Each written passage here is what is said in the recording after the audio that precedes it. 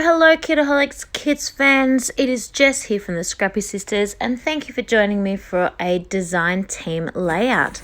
So for this layout, I actually cut I guess they were squares of different colours of the original Hardy Spot paper. And I've laid them across my page as a triangle instead, or sort of as an arrow pointing down. And you can see I've got my little pin here and my piece of foam, and I'm busy popping in a whole bunch of pierced holes because I'm going to do a little bit of stitching. So once I pierced all of those triangles, all four of those triangles, I've pulled out my DMC thread and I'm going to colour match as best I can to all four of those new arrows or new triangles that I have created. So that I'm just going to have a little play to see if I can find the best colour or what I think is going to be the best colour match. Obviously they're all blue, so I want to try and get four different colours if I can, so that you can see the sort of gradients changing as we go through. Once I am happy with my four choices, I can start the stitching process. I did just line them all up on top of each other so you could see how different, or I could see, you probably couldn't, how different they actually look to each other, and that's when I needed to do a few final swaps. Now I am a little bit concerned about the second colour blue, the one you can see at the very top of the page, not the one I'm using now, the one that's at the top of the page. There's hardly any left of. I'm a little bit concerned about how I'm going to go. I don't think I'm going to have enough of that, but let's wait and see. I do split my threads, so our DMC threads are 6 strands and I'm going to use 3. And because of not having very much of that next colour blue, I'm umming and ahhing about whether to do back stitch or chain stitch. And in the end I go with chain stitch, but I really shouldn't have because I do run out of thread, of course, and I can absolutely order online and I can probably do click and collect, but I'm feeling quite lazy and I couldn't be bothered going through that whole process, and our shops aren't open, so I couldn't just pop down to the shops to buy something. So I improvise.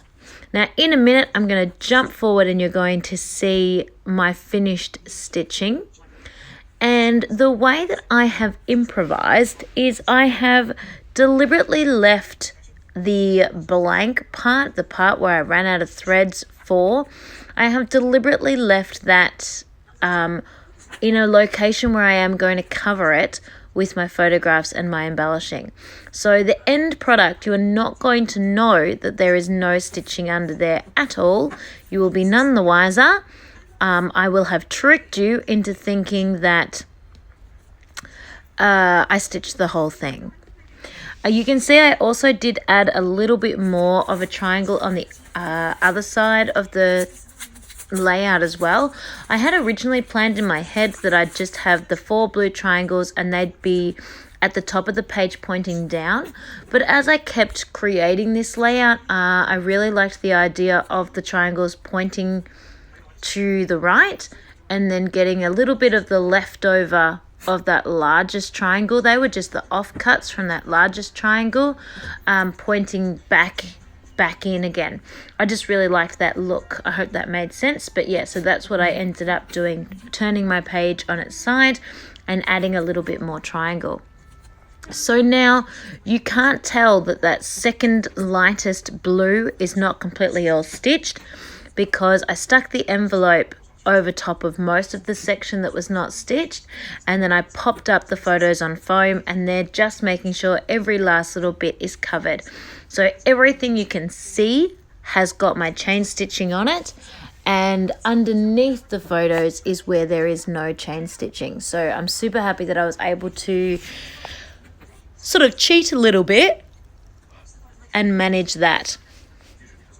So I am going a little bit monochromatic in this layout. I hadn't originally planned to do that, but it just kind of came together because obviously Tom is wearing a little bit of blue in his clothing. He does obviously have that pop of red, but there is a little bit of blue happening in his clothing. There's a little bit of blue in the background of the picture.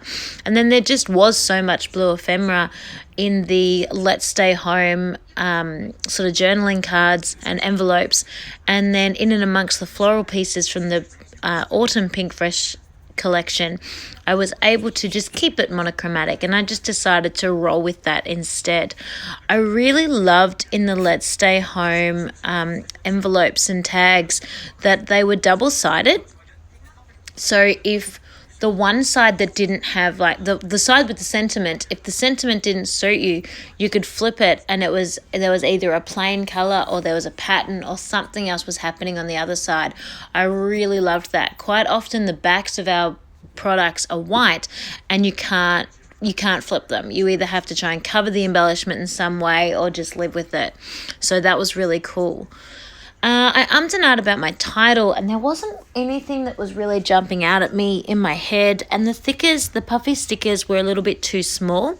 So I actually pulled this word smile out of my stash, and it's a chipboard piece, and it's got a wood grain finish on top of it, and I really didn't want that, so I'm painting it over blue, but I'm realizing that the blue is not really going to stick. The wood grain finish on top of the chipboard is not porous.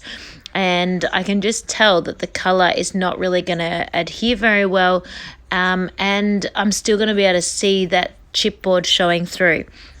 So I actually get my little craft knife and I'm peeling just that top layer, the part that is the wood grain. I'm peeling that off and I'm just leaving the raw chipboard behind. And then I'm going to go ahead and paint it again and do a little bit of mixed media on this particular word just to tie in with the rest of my layout. So I've just pulled a random acrylic blue ink out of my collection. Nothing special. I think it's just from the reject shop. And I'm going to cover the entire word in this blue. Now, my issue I had once I'd done this, I didn't actually realise, but once I actually had covered this chipboard in the blue paint, I realised it was very blue, like super blue.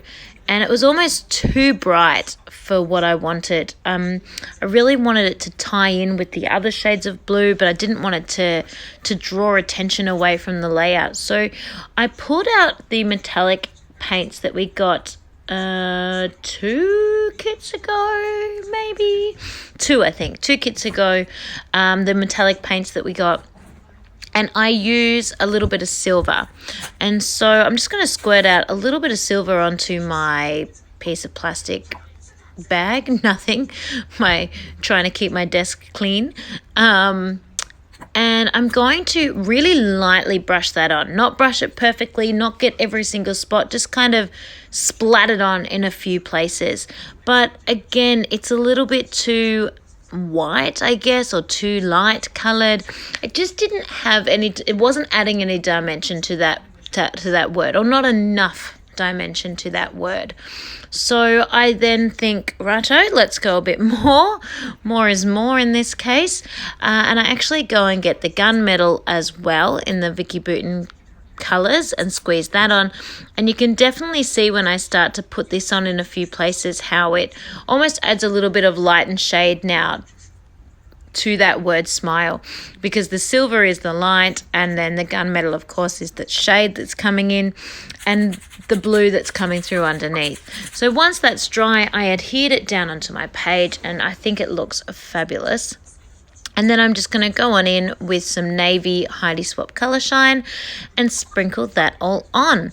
And I'm really happy with how this one turned out. So here are the close-up photos. You can see that chain stitching and how perfectly colour matched the threads were. You can see the beautiful little bit of sparkle on that word shine, smile with the light and shade, and then all my little pops of floral and blue ephemera.